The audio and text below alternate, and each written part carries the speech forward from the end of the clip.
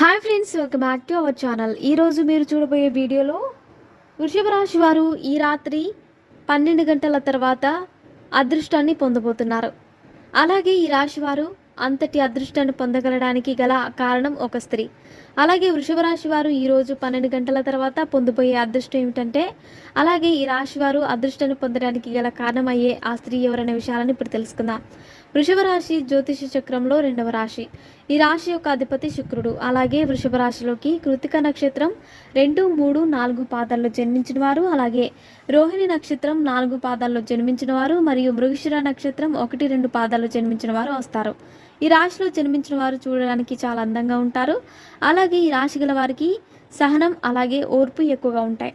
అందుకే వీరు వారి జీవితంలో ఎన్ని కష్టాలు వచ్చినా వాటిని తట్టుకుని నిలబడతారు.